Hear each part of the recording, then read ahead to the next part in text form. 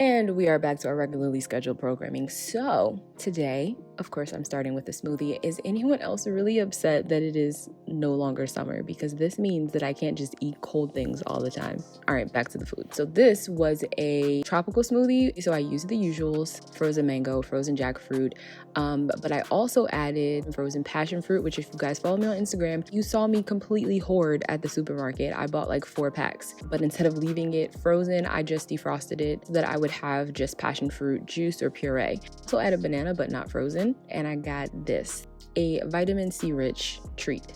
It was so good.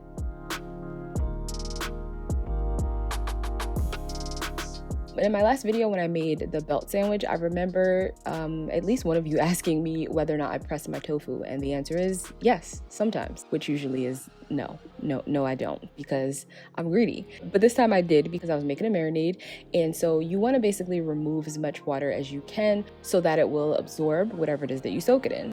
So you just want to wrap it in like a kitchen towel or maybe a couple layers of cheesecloth, and then put a plate on top of it, and then just put something heavy in the plate. Just make sure that it's stable. Here I honestly just threw some things together that I thought, made sense or might work, so I don't remember exactly what that is at this moment. So I will put that down in the description box along with all of the recipes in this video. And also, if you guys haven't noticed, I've added chapters to these videos, so if you hover over the time bar, you can actually see where each recipe starts and stops, which I also shared on Instagram. So if you're not following me already, what are you waiting for?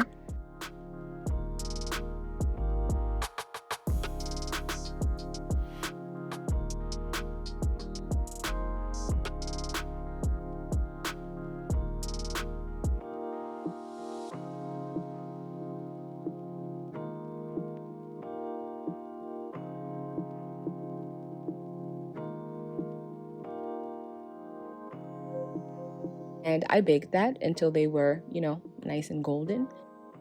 And I also prepared some vegetables to put in my rice paper. I'm sure you guys have seen these before, but in case you haven't, you just run them under some water real quick to soften them slightly.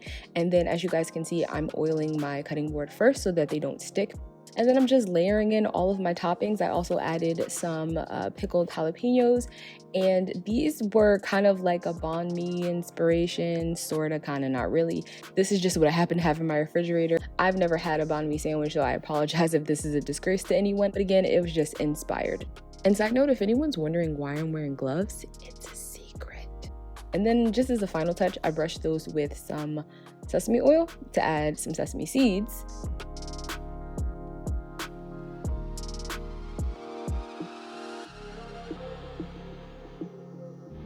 And these I dipped into sriracha mayo, actually, which I highly recommend, but also this chili oil was really good. And again, if you follow me on Instagram, you already know which one this is. Told ya, missing out. And then for dinner, I was really craving some mashed potatoes. Hadn't had them in a while, so that's exactly what I did. And my hand blender has like a special attachment on it, so that's what I'm using here to actually mash them up instead of doing it by hand.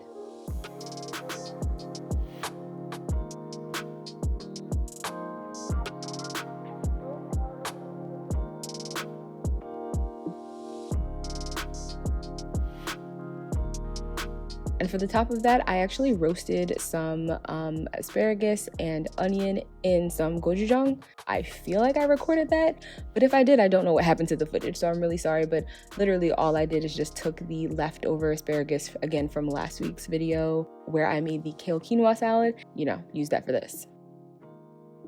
And then also in the last video, I showed me soaking some cashews, but then was like, I didn't even use this, so please disregard that, because I was doing that for a specific recipe, which you guys also requested. So when I made the black and white nachos, I mentioned that, I was using a store-bought queso, but that it was really easy for you to make at home. So this is that recipe. So I started by draining and rinsing my cashews that had been soaked overnight, blended them into a cashew cream, along with nutritional yeast and my spices, which again will be down below. And then I'm actually adding that to a pan with olive oil as well, because since we're trying to mimic something so rich like cheese, that means that we need fat, because that's what creates that very creamy texture and satiating feeling when you eat it. So that's what we're going for by adding the extra oil. But of course, nuts already contain a considerable amount of fat, so you can skip it if you would like to.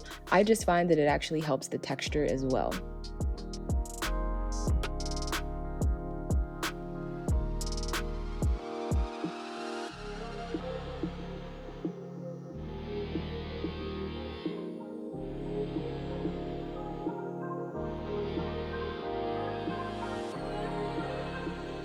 And then I'm dicing some onion, tomato, and pickled jalapenos, which you can omit some of these, especially the jalapeno, because we're also gonna add some green chilies. But if you're not allergic to any of these ingredients, I would really just stick to this because it's delicious.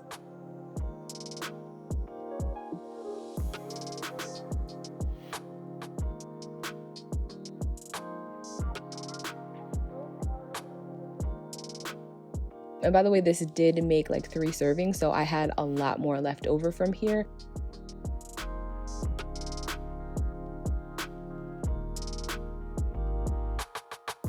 And despite my love of watermelon exactly the way it is, for the sake of just showing you guys, I did make a watermelon juice with lemon and mint. I would have used a lime had I had one, but I didn't.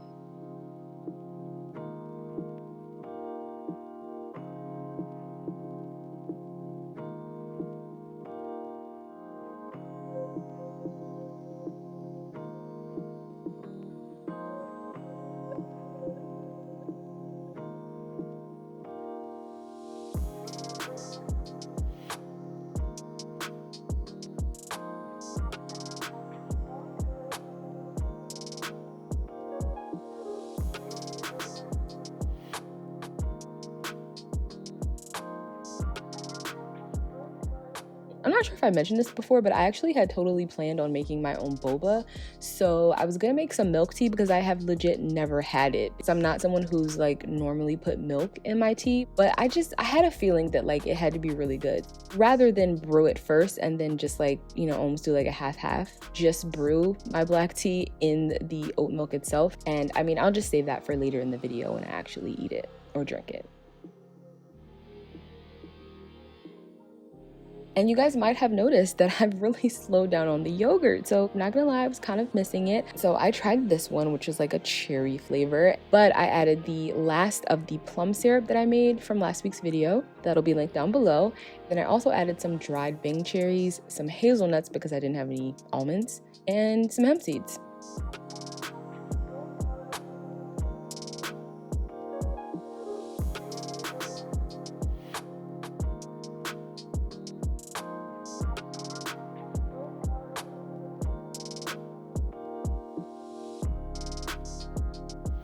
And then I guess I was feeling a little nostalgic this week because I remember another dish that my mom used to make, not all the time, but every so often, was shepherd's pie. So I decided to try and recreate it. So I started off with some onions, of course.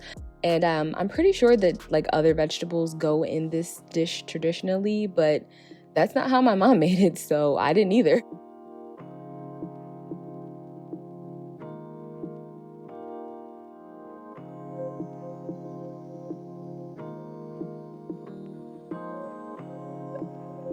And as our meat substitute, we're using lentils. And by the way, I did rinse these first, so they did not go directly from jar to pan, just so you know. I also added some vegetable broth, which I made, by the way. And this will be in an upcoming video that you guys have been waiting for way too long. I'm so sorry.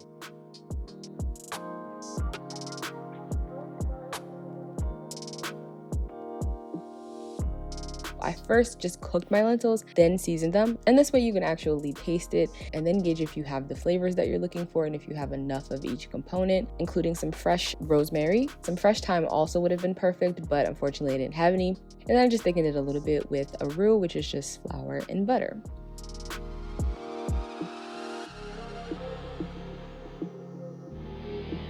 And I was so obsessed with the mashed potatoes that I made before that I basically made those exact ones again. So these are garlic mashed potatoes, by the way.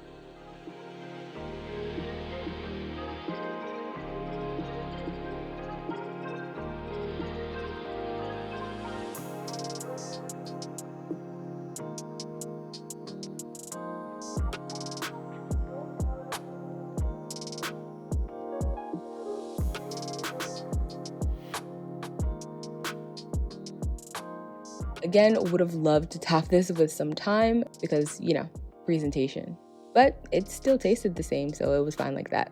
But that wasn't gonna make it taste any different, so of course I had it like that, and it was so good. I actually saved a piece of this because I wanted my boyfriend to try it, and he's like, what? I don't know. No. As soon as I said shepherd's pie, he was like meatloaf? Nah, I'm good. So needless to say, he didn't get them leftovers, but I did. And guess what? I did add my time this time. I did. And again, I hate to keep repeating myself, but if you guys follow me on Instagram, then you already saw this smoothie bowl as well. So I just blended all of my frozen components together, which was predominantly bananas. And then I dressed it with all of this. And this was going to be like, you know, Instagram exclusive. So I didn't film the in-depth process, but you guys have seen me make smoothie bowls before. You get it, right? We're quite familiar at this point. And then just to finish like that last bit of tofu, I decided to use that to make a general salad because it was really good with the cauliflower that I made it with in a previous video. So I just pan fried my tofu to get it nice and crispy, but you can also just do it in the oven. And I also grabbed this handy little tool when I went to Muji in New York recently. Again, you guys probably saw that on Instagram. I mean, she like just tell me to shut up at this point because you already know what I'm about to say. Again, I will link that recipe. The only thing that I did different is that, again, I used my homemade vegetable broth.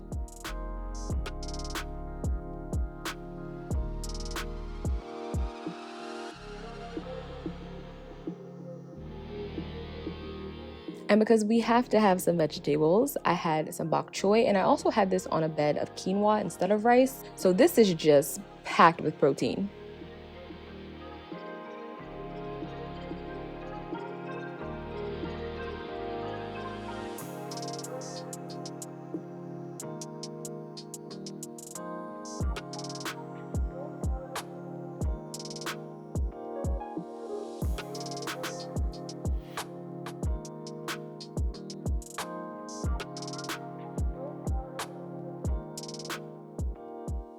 And then for dessert, I actually had that milk tea. I double strained it and then added some ice, which was very delicious. I'm actually really interested in trying this with different types of milk to see how it changes the flavor. However, I depleted my supply, so I need to buy some more tea.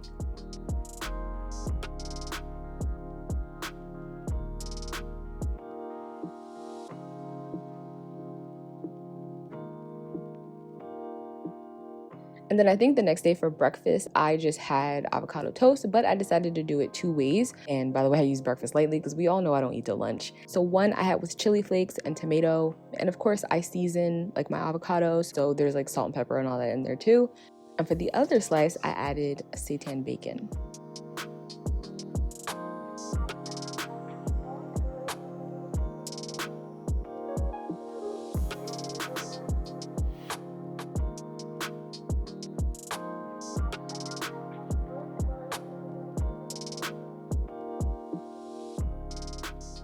And this is precisely the moment where I used all of my tea up by brewing it way too strong. I think maybe I intended to dilute this and just forgot. But anyway, I actually kept that in the refrigerator to chill until I was ready to actually use it in a recipe. And that wound up being, oh, I lied. So this is actually the last of my plum syrup. And so I used it to make a plum tea. You can also do this with like raspberries, peaches, and then boom, you got your own Snapple. So again, besides the fact that I just brewed it way too strong, that was delicious. And then I don't even really know why I'm showing you this, but this was the mediocre pita that I had and would never get again. To be fair, it only has cauliflower on it because their falafel wasn't vegan. So I'm still kind of having a craving for one. Maybe I'll make it in a future video. But for now, that's it. I hope you guys liked this video. If you did, don't forget to give it a thumbs up. Don't forget to subscribe if you aren't already. I'll see you next week.